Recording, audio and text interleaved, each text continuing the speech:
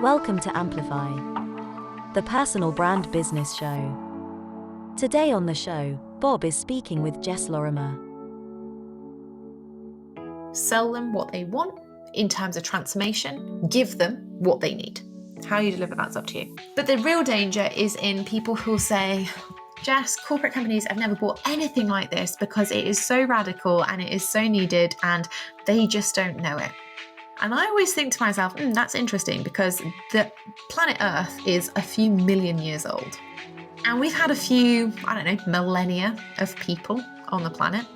And so if you are telling me that in 2023, we have not found this one thing and that the market is not already saturated, I feel like it's going to be difficult to sell. I would always rather sell in a saturated market than a blue ocean one. Hi there and welcome back to the Personal Brand Business Show. My name is Bob Gentle and every week I speak with incredible people who share their secrets to building, marketing and monetizing their expertise and the mindset you need for your business to grow and thrive. If you're new to the show, then while you have your device in your hand, take a moment to subscribe. On Apple Podcasts, so that's the follow button. On Spotify, that's subscribe. And on YouTube, that is subscribe, like and comment. All three. And also hit the bell for number 4. So sales and selling have been a bit of a theme for me recently. And this week, I am delighted to welcome the princess of selling to corporate, Jess Lorimer. Jess, welcome back. Oh, thank you. Honestly, I was so excited when you said, do you want to come back on? I was like, yes, obviously I do. This is one of my favorite shows to be on, so I appreciate it. Oh, you are very kind to say that. I bet you say that to all the shows. No. Sales and selling, I've said this before, they're the lifeblood of any business. And if you're not selling, you are going to struggle to stay in business for very long. Something that I see all the time is people trying to market their way to sales. It doesn't really work very well. And there's a whole industry grown up trying to fool us into thinking that there are all kinds of hacks and tactics and simple, quick strategies to lead generation that don't involve actually having to speak to anybody. Mm-hmm. Now, I'm in danger of running away with myself with enthusiasm at the beginning of a podcast, as I often do. I'm going to take a moment and I'm going to say, Jess, would you like to maybe just tell us a little bit about who you are, where you are, and what you do, just to set some context, and then I'll get into my enthusiastic chat.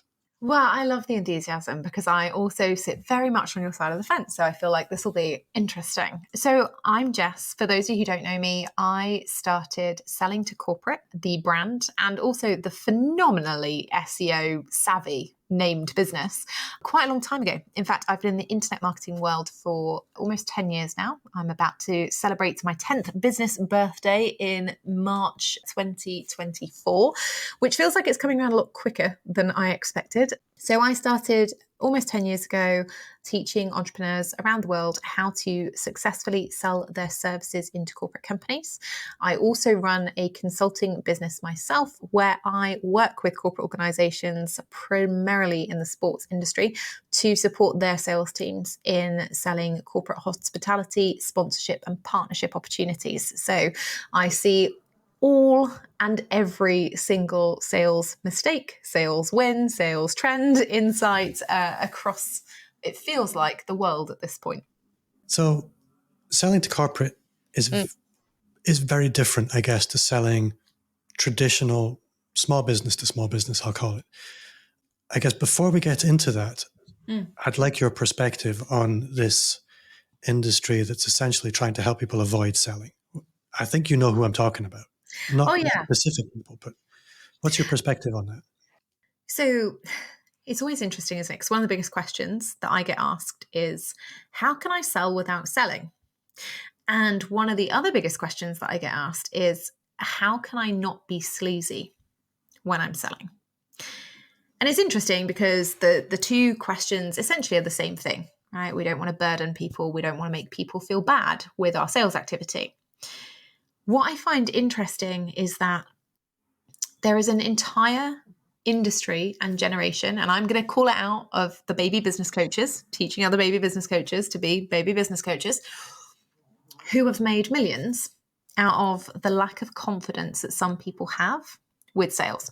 And so what they've done is they've said, hey, if you transparently sell in your business, i.e. you put out calls to action, or you tell your audience how they can buy from you, or you get excited about a new product or service, whatever it is that you create, you are sleazy. That is sleazy. And it's really interesting because that same generation have also made millions of telling people, it's fine, sell in the DMs. Never sell publicly. If you sell publicly, you'll look like you don't have business, because if you sell publicly, why would you need to be selling publicly? Interesting. They're also like, get people into the DMs so that nobody can see how bad your sales process is or how ethical it is either, interestingly. And so what we've created is this, generation of entrepreneurs who not only were lacking in confidence with their sales skills before they started a business, but have been repeatedly told that selling transparently is bad and that they will be seen as being sleazy, but now also who won't make any money because they won't do any revenue generating activities and instead are just focused, like you said earlier, on marketing their way to sales, building these huge audiences of people that they just give value to all the time. And that is super problematic. It's like a pyramid scheme, because only some people are making the money, and it's only the people at the top who are like, hey, don't sell transparently. Hey, only sell in the DMs. I think it's frustrating, to put it lightly. I think you summarized it really, really nicely. That there's a podcast guest I'm having on soon. I don't want to say who it is, but I'm really excited about having her on because she's one of the rare people that I see online from TikTok who seems to have nailed having this magical ability to make me want to reach for my wallet, which is a rare thing. I love that. So I'm going to share her stuff with you after the call, because I think trying to sell from the top of the funnel, which is essentially what you're talking about, is very challenging. It's not relationship selling, and relationship selling from the beginning of time is what has worked. And it's interesting, isn't it? So I know we talked briefly earlier about the fact that there is a difference between selling B2B and B2C. So B2B as being business to business or to companies versus the B2C business to consumer or individual. What's interesting is that essentially what we've created is a much harder way to sell now and a much less transparent way to sell B2C, because we are taught about funnels. This is obviously this is going to be video, so that'll be awkward. But we're taught about funnels on the internet. And essentially what we're taught is when we sell to individuals, our job is to get as many leads at the top of the funnel as possible. And over the free content that we provide, the newsletters, the webinars, the podcast episodes, the YouTube videos, the free lead magnets, the whatever, we will eventually whittle our way down to the bottom of the funnel, the teeny percentage, 1 to 2%, if you want to be specific in B2C terms, of your audience who will buy. And that is what we're taught. And that's supposed to be like this great thing to aim for. And I think that's terrible, because if you have 100 people in your audience and you're like, oh, I'm not going to sell to them until I get 1,000 people, because then actually I'll have a decent percentage that will buy, that's really damaging to your revenue and your confidence, and actually really hacks your audience off when they believe that you weren't selling to them and now suddenly you are because you've got a bigger audience. It all feels very disingenuous. When we talk about B2B sales, I teach people it as the proverbial pyramid. We flip the funnel on its head. And what we actually say is, okay, let's take it back to that old school relationship-driven sales. Let's target the people who are right at the top of the pyramid, the small percentage that we know who are decision makers that will be interested in our area of specialism, responsible for that area of specialism in an organization, and have budget to pay for it. That makes up that tiny piece at the top. And then what happens is we have transparent sales calls with them. We discuss lots of taboo things like budget and when they want to get started and what they actually want to achieve. And then they buy, and we sell things, and they refer us to their colleagues, to other teams. And so we build the pyramid out by just selling in that uncomfortable space in the beginning. And then over time, building up this bank of referrals and inbound leads and, people moving to other companies that want you to come and deliver the same thing to the company that they now work at. Essentially, we resell all of the time, and that's how people generate these bigger businesses. And yet when we look at it like that, if we looked at it always like that, B2C or B2B, everyone would be like, well, why am I not? Why am I not doing the relationship bit at the beginning? Why am I not just doing the, let's be transparent, let's target those people? Why is that not okay? And, the simple answer is it's not okay because a load of people are making a load of money out of telling you it's not. Yeah. The kind of sales process that you describe when you flip the pyramid, where you're really being targeted, you're not really going for a mass audience and just hoping that people trickle down the pinball machine into your pocket. What you described is much more intentional. However, what I see a lot of people doing is they give themselves permission to be deluded that that pinball machine approach can work. Yeah. Because it's less scary initially than having to knock on somebody's door metaphorically and saying, excuse me, sir, I'd like to have a conversation with you about my thing. Mm-hmm. How do you help people past that fear? Because that fear is essentially it's the big resistance. It's the thing that makes people fall for what looks like the easy money rather than doing the hard work that leads to the big money. It's a really good question. And I think there are two parts to this. One is that people who are genuinely wanting to make sure that their decision makers, whether that's B2B or B2C, have a good sales experience are very rarely the ones who will create spammy, sleazy, gross sales experiences, right? Whether they do that proactively or to the masses. The problem is that if you are not somebody who, how do we say this in a nice way? We can't, right? So it doesn't have to be nice. That's fine.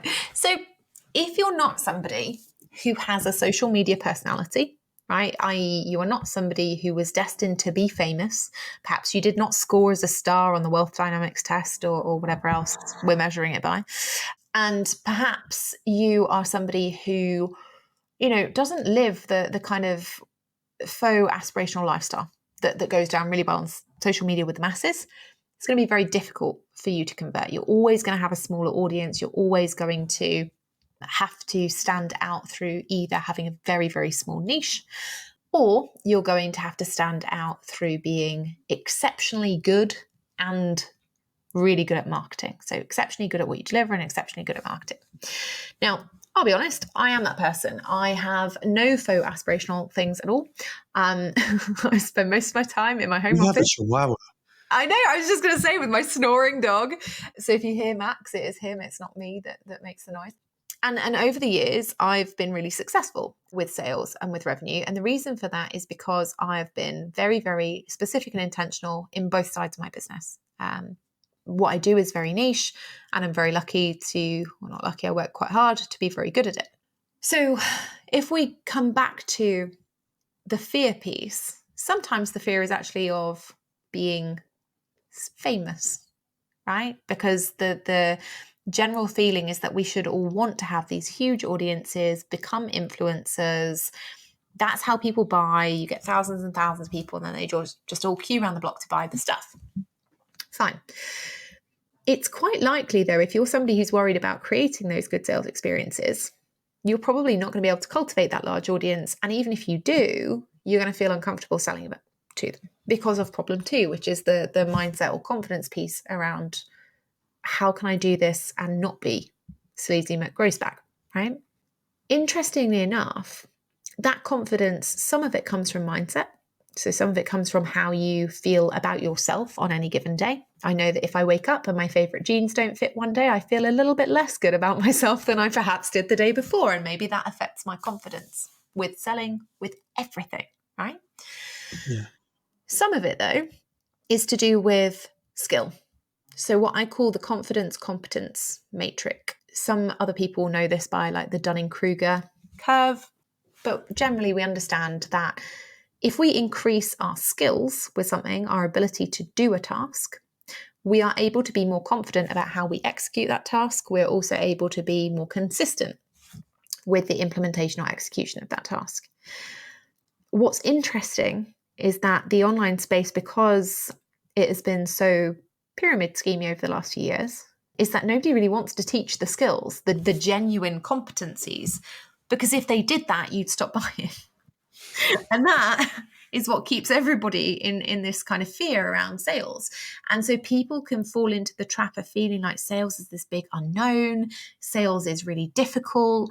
I was talking about it today on a masterclass I was running, and we all agreed that actually lots of people fall into the trap of thinking that they need complex, advanced sales strategies that actually just take ages to implement and take ages to convert, because that is you in someone else's sales funnel, finding it difficult. So they've got something else to sell you. And when you start looking at it like this, it's a bit like, ooh, we're living in the twilight zone.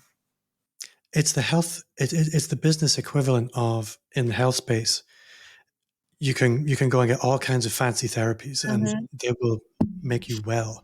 Yeah. Or you can just take regular exercise, eat and drink well, and you'll be healthy. It's the difference between painkillers and diet, vitamins, and exercise.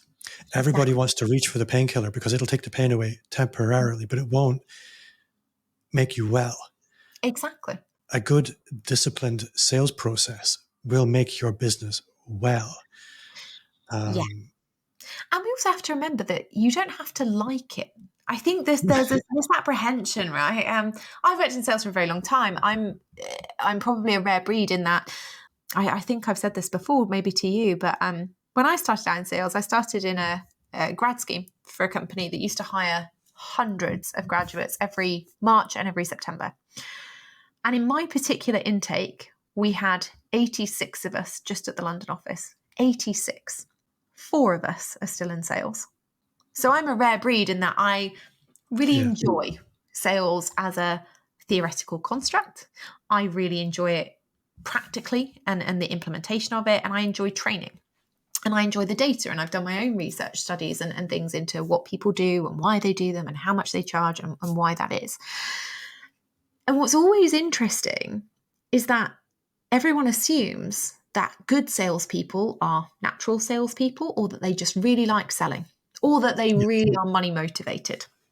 And actually, that's not the case. So I've trained in the last 14 years about 20,000 people, over 20,000 people in about 22 different countries, 6 or 7 different languages, and across multiple industries. So I would say that I've got a relatively good breadth of understanding about what makes a good salesperson. And what makes a good salesperson, or the best salesperson, is they follow a proven process. They do exactly that process and nothing out of it. They track their metrics regularly, and they use their metrics objectively to troubleshoot their process and help them make it more efficient and more effective. They don't use their metrics critically to beat themselves up and be like, I'm so crap because I'm not making enough money. They use them constructively. And the third thing is they find the style that fits their personality. Not every salesperson is an outright extrovert. I'm not. I'm really introverted. That's why I like sitting in my home office all the time. I don't get my energy from being around large groups of people. I get my energy from being at home, recharging in a dark room. A lot of the good salespeople I know are also not extroverts, but they're good at finding something that works for their personality. Perhaps like me, they are more relationship driven. They're good at building rapport and deeper relationships with 1 to 2 people at a time. For some people, they might be great on stage. They're great at, connecting large groups of people to one idea and bringing everyone along on the journey. They might be like a good mutual friend of ours, Andy Storch, who is just phenomenal at networking and connecting people. And that makes him a great salesperson.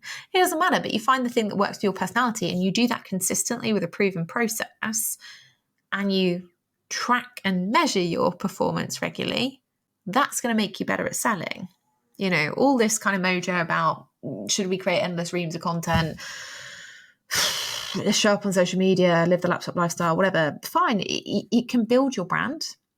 And I do not disagree that it will build brand awareness and visibility, and hopefully a lot of that will be positive, but it doesn't actually sell anything for you. Yeah. I think this is the key thing that I find again and again is like we said right at the beginning, people want to market themselves into a sale. And the amount of energy required for that to work dwarfs the amount of energy required to simply connect with and start a conversation with a stranger, and do that consistently, frequently enough, 5-10 minutes a day. Yeah. The irresistible result of that is going to be people are going to ask you about your products and services on a consistent basis. It's inescapable. Yeah. So I'm thinking about two people here. I'm thinking about somebody who's maybe already got a product or service and they're selling to corporate.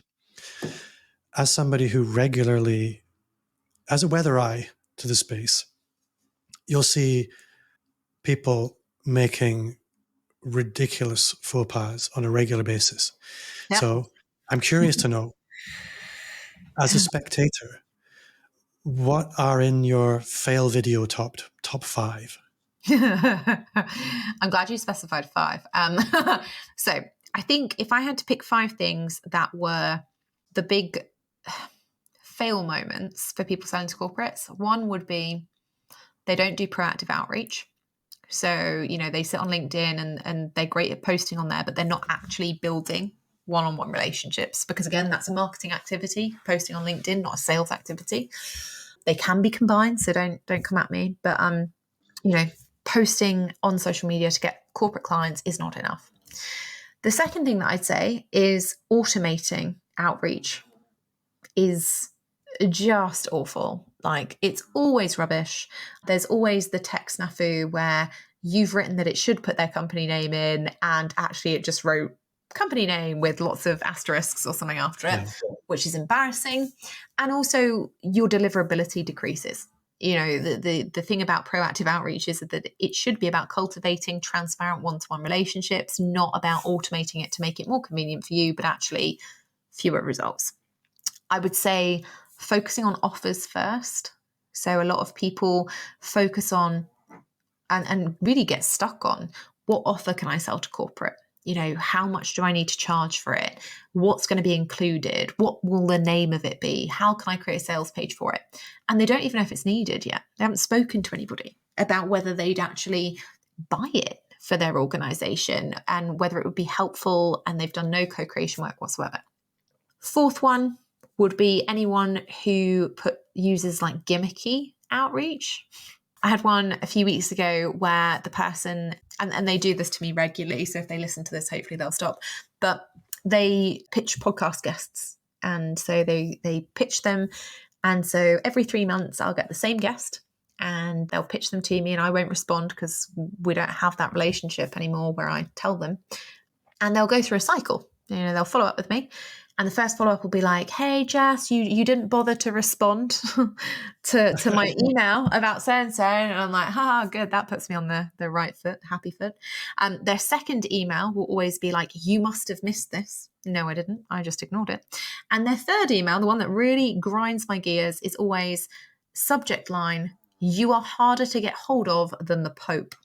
I get them too. Oh my God. You That's must exactly know. That's the one I was waiting for. It drives me insane. It drives me absolutely round the bend. If you're going to be gimmicky, at least be funny. Don't be insulting. Try and find something that's relevant. But in short, if you are not hilarious, just don't. Just don't bother. It's rude, it's offensive, and you might not intend it to be that way, but it really is. So that for me is a huge one. And then my fifth and final one would be bad proposals. And what I mean by bad proposals is if it comes on a slide deck, nobody's reading it. I just don't care. Unless you're working in a creative agency and a creative role, your proposal should not be on slide decks because they look really aesthetically pleasing, but they just can't contain the actual information that's going to help you sell anything because the focus is on how they look and not what they actually contain. Those are my bugbears. So that was really, really good. I think the automated outreach, I think this is another one of the industry trends at the moment. It never works. It never, ever works. Just take the time and the care to show somebody that you're paying attention to them. It's got such a low success rate. Everyone says to me, oh yeah, but I get really good open rates on it. I'm like, right, what are your response rates? Because we're judging lead generation by how many sales calls you book in, not by how many people opened it. Yeah.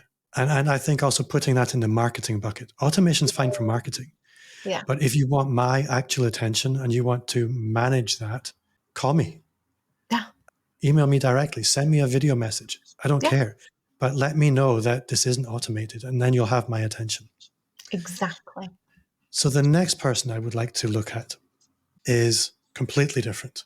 They are really good at what they do, but they've been falling prey to the business to consumer or the business to micro business format, where they've maybe been doing okay selling a course, or they've got little coaching groups going, but they have a zone of genius that could play a bigger game. How should they prepare for selling to corporate? What should they look at reorientating and rethinking? I think the first thing would be to increase your resilience muscle, if I'm honest, because a lot of people who've been really good at what they do and then gone into the business to consumer or business to micro business kind of world actually have really damaged their own confidence, because a lot of the time they won't get the sales that they were expecting. And so that makes them feel even worse about selling. And it can really put your mindset into a place where you're thinking, I must be rubbish. You know, those people internalize, I must be rubbish. It must be me. That's why nobody's buying. And sometimes you have to remind yourself that some people are just not that bright. They don't know that your services are great, and they don't know that they should be buying them. And even when you're telling them, they're ignoring it because they want the shiny thing. And that just means that they're not right for you. So I think the first thing is increase your resilience muscle. Remind yourself, okay, actually, if this hasn't gone the way I expected, is that necessarily my fault? No, sometimes I'm just selling the wrong thing to the wrong people who don't value it. And maybe that's why I've had to lower my prices, or maybe that's why my sales strategy hasn't gone the right way. The second thing is get super clear. You know, the mistake that people who are newer, A, to sales and B, to selling to corporates, that they often make is that they think that their services are applicable to everybody. And they are. I've got no argument about that. If you are working in leadership, you can absolutely tell me that your leadership development services will be useful to financial services firms and also to supermarkets. I believe you. However, corporates don't buy like that. You know, they want to work with a specialist. And I feel the same way, because if I had a heart problem, I would want a cardiologist looking at me, not my GP or someone who deals with bones. I would want somebody who's specialised in hearts to reassure me. And that's what companies are looking out for. They're looking out for people to say, actually, I really want to focus on working only with financial services companies, or I already focus on working with hedge fund organisations or whatever. Because then for them, the added value is not only that you know your stuff, you can deliver, you know, in your area of specialism, but also that you'll have industry trends and insights that they won't necessarily hear, because they're working in this vacuum of their company all the time. When you come along and you're talking to 3, 4, 5, 10 different companies every month, you can say, oh, well, it's really interesting because I know that company are prioritizing this area this month, and actually you're doing this. Why is that? And make you think differently as a stakeholder. So increase your resilience and get really niche. You know, you will make far more money, far more quickly by being the sought after specialist than you ever will be being the jack of all trades, master of none, whatever the rest of the quote is that means it's fine to be generic. Yeah. So one of the things we've spoken about fear in lots of different areas. Niching is another one of these things that triggers fear. Yeah. And I'm going to use a hypothetical example here because I think it's going to be, oh, pardon me, I need to stretch. Sorry if you're watching, just listening on audio. Let's say we have a hypothetical video marketing strategist. There's a lot of these people. And I think everybody listening can probably identify with that kind of business owner and is probably able to understand how this works. Anyway, video marketing strategist, dealing with pretty much any business. So I have to be fairly generic, but I'm really, really good at what I do. And I think, you know what? There's all these companies that have 400 to a couple of thousand staff. They're very remote from leadership. And if you look at the way companies are changing at the moment, there's increasing virtualization, there's increasing working from home, and employees are starting to feel like a commodity. So what's going to be the difference? The difference is going to be the leaders of these companies actually expressing themselves online, being available to get behind emotionally. And there's a market for helping leaders of large organizations be more visible within their own organizations in order that they can bond this organization more closely. Yeah. I made that up on the fly. But in order for me to be the specialist in leadership visibility, I'm going to have to put a cloak over some of this other stuff that I've been doing. So how would you advise me to engage in that pivot towards a niche? Because you can't, it can't happen overnight. Do we do a new website, new brand entirely? How do we do this? I love these questions. So the simple answer is you do absolutely nothing to change your public stuff. So you don't change your LinkedIn, you don't change your website, you do nothing about that. You change your proactive outreach. And it's really interesting to me because people ask me this all the time, like, should I get a new website for every offer? Or, you know, if I'm moving into a new niche? And the answer is no, because you haven't tested it yet. You don't know if it's going to make any money yet. So what we do is we use whatever your proactive outreach approach is, whether that's LinkedIn messages or whether that's cold email outreach or whether you go to all of your existing clients and ask for referrals, doesn't matter. And in that messaging, we're super clear about who we now want to focus on.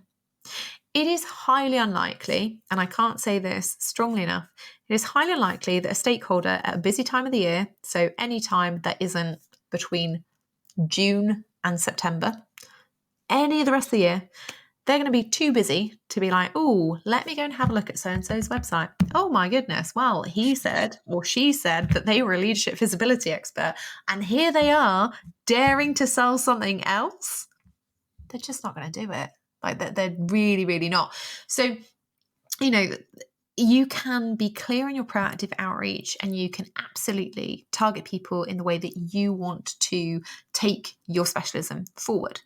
The second thing is that if you do happen to stumble across the unicorn, director or manager who just isn't busy and does go and look at your website and they say, but I can't believe you're selling this on your website. You go back and say, yeah, I know, but what I want to sell you is this.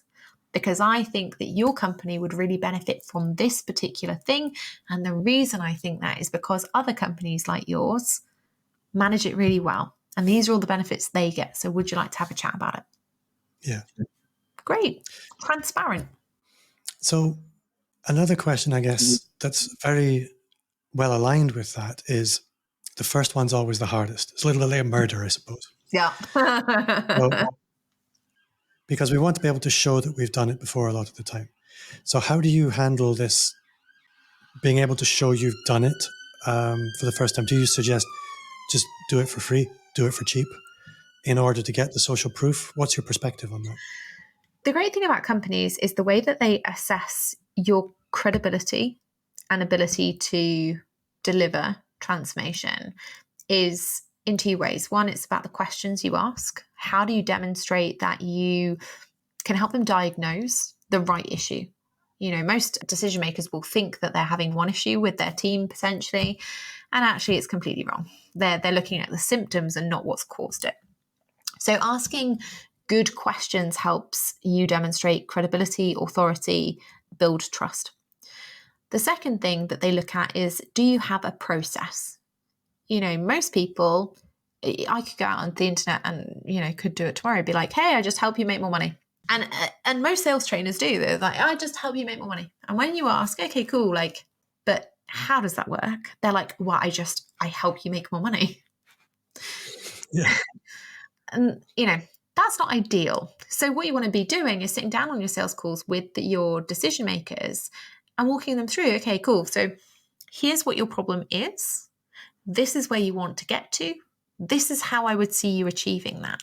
So if I was to do this in my industry, and I frequently do, I've been approaching stakeholders for lead generation recently with regards to objection handling, because Q4 is here. If you're trying to train a sales team or if you've got a sales team, they are trying to get everything they can over the line in the end of the calendar year. And what happens is usually they will focus so much on the easy stuff that they won't handle any objections. And if someone says, oh, this isn't a priority, they're just like, cool, sack them off, which isn't ideal when you're a company who has lots of wages to pay.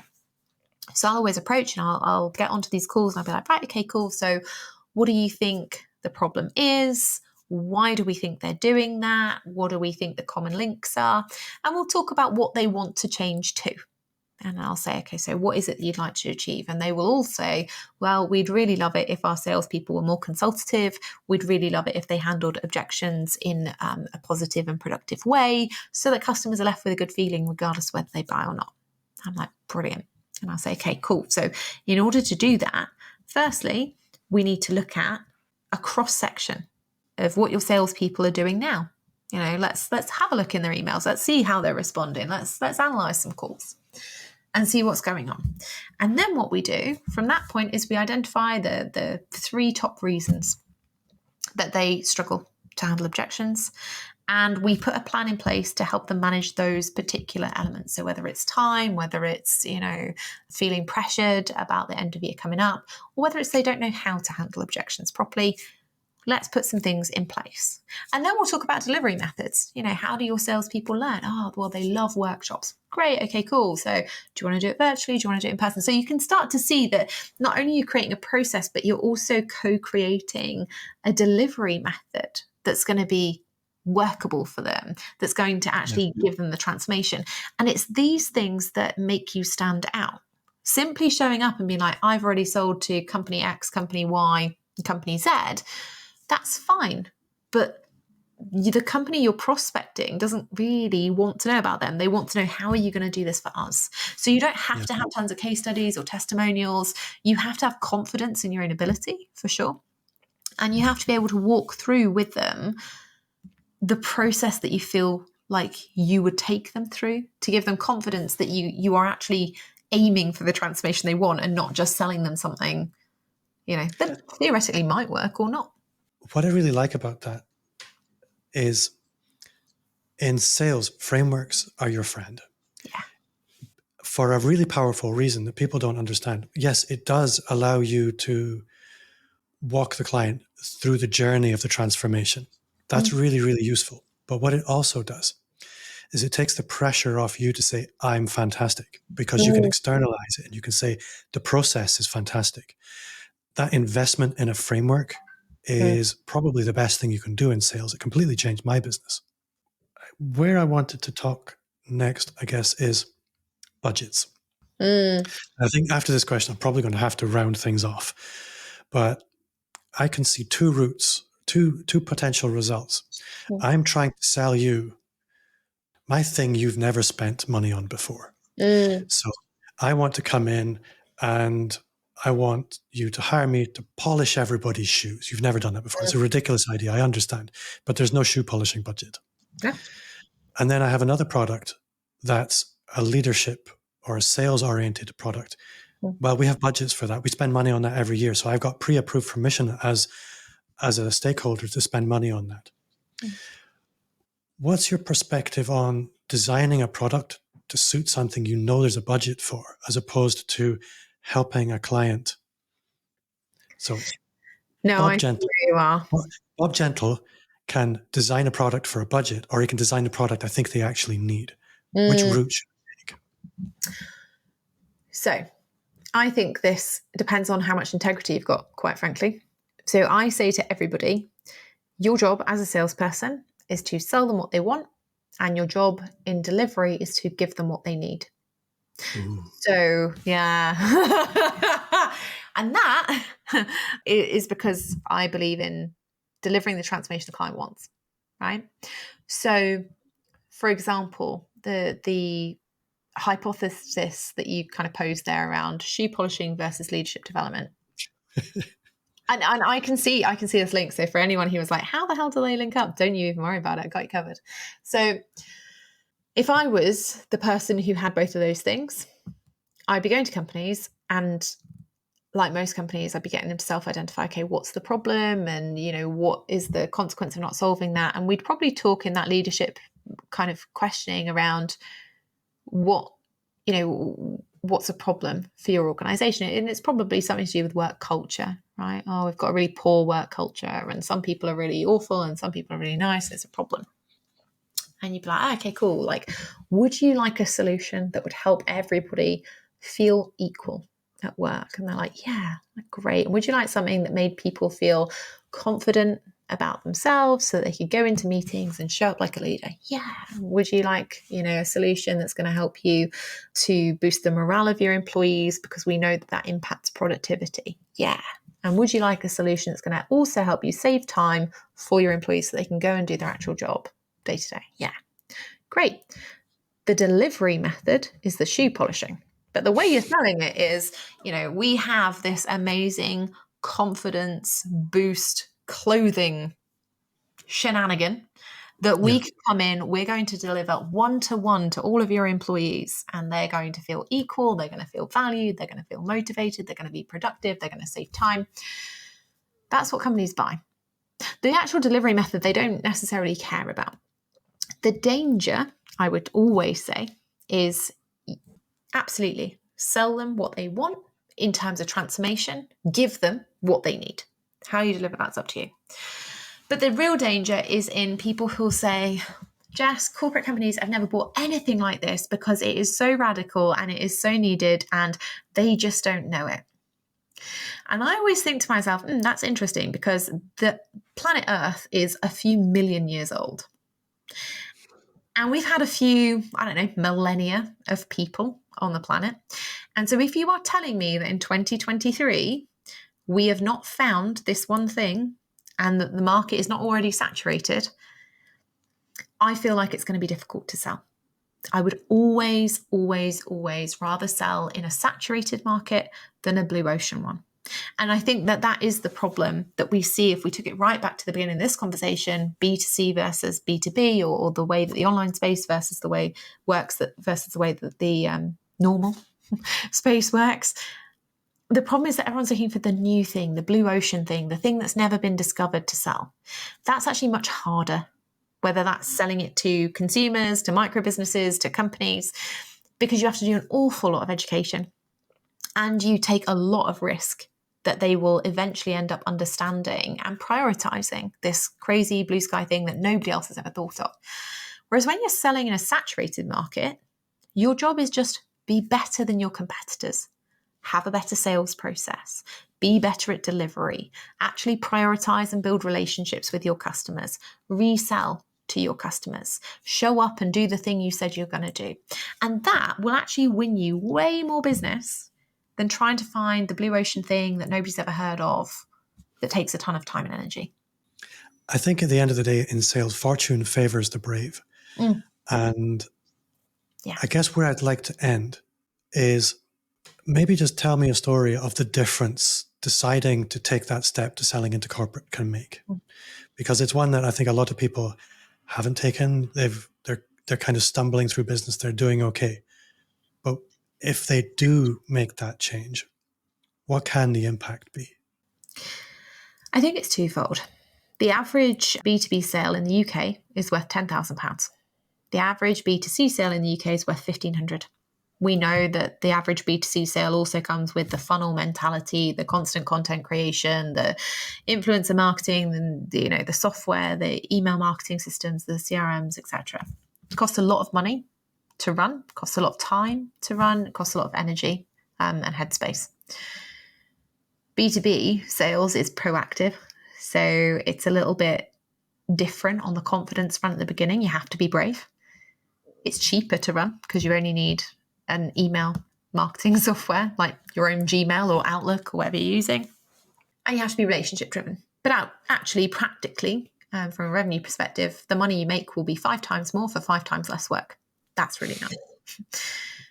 The other part to it is the impact part that you mentioned there. It's interesting for me, most people leave corporate jobs and they go to selling to consumers because they believe that's where they can make impact. Most people leave corporate jobs because they hate working in their job and their company treats them badly, and I understand that.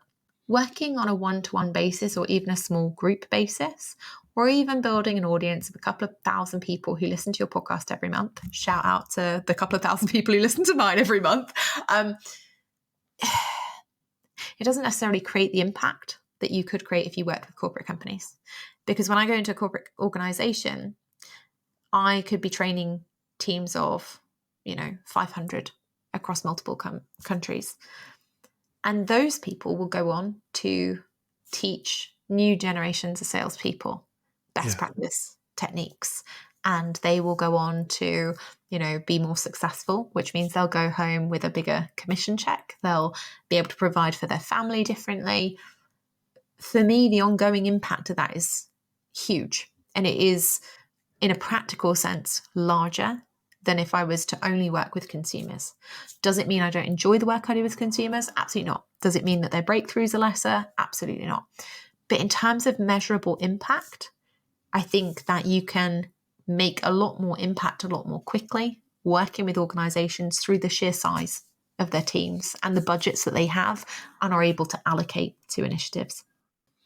Jess, it is always ridiculously motivating to speak to you. I really enjoy it. I really hope people listening at home are inspired. And if people want to connect with you, if they want to go further with you, how can they do that? Well, I have a 4-part mini-series. It's a video series. You can go over to the website, sellingtocorporate.com. If you go to the training bit, it'll, all the resources, actually, I should say, that was a lie. But if you go to the resources bit, it's got a free 4-part mini video series. I say mini, they're all about 35 minutes long because I got a bit carried away when I started them, but it will tell you who should be the sort of person that starts selling to corporates, what kinds of offers can be sold to corporates, and more importantly, for what kinds of prices. And it'll even give you a little overview into the frameworks that you can start to use to build out your B2B sales process if you want to. And for those not watching on YouTube, clearly able to see your website address, where can people find you? It is sellingtocorporate.com. And if you type in selling to corporate, my podcast will also pop up. So either way, you'll find my face on the internet and lots of useful resources. Win-win. And my final question, what's one thing you do now that you wish you'd started 5 years ago? Do you know what? I was thinking about this when you told me that this was going to come up. And I think it would have been asking people to do things for me, which I appreciate sounds like a weird one. But society as a whole, particularly with women, teaches us that we should be nurturing and giving to others. And I think that as business owners, particularly ones that work in the online marketing space, we can be very guilty of offering to help lots and lots of other people and never asking for anything. And we kind of build up this wall around, we should be so successful that we never need help. And actually, some of the things that have been most valuable in my business or created the most impact have been when other people, when I've been brave enough to be like, hey, how did you do this thing? Like, can you tell me how you did this thing? Or can you give me an introduction to this person? And I always realize that it feels really cringe and really hard to do. But actually, I think it's so valuable. So 5 years ago, me, ask more people to do more things for you. And what's also astonishing is people are unreasonably willing to help. Yeah, exactly. Nobody ever asks. No, and that's the thing. And I think you fall into that assumption of like, I'm really good at knowing when other people need help and I just offer it. So maybe they know I need help, but they just don't want to. So that's why they don't. And it's like, no, everyone's just really busy. They just don't have time to be like, hey, what's Jess's problem today? How can I solve it? Well, Jess, you have been an awesome guest. I've really enjoyed myself. Thank you so much for your time. I can't wait to invite you back again if you'll come sometime. You know I will. I've enjoyed it. It's been absolutely epic. Oh, good. Well, that does bring us to the end of another episode.